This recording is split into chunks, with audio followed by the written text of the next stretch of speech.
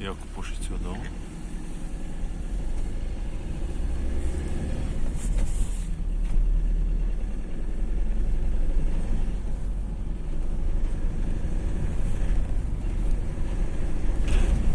Оп.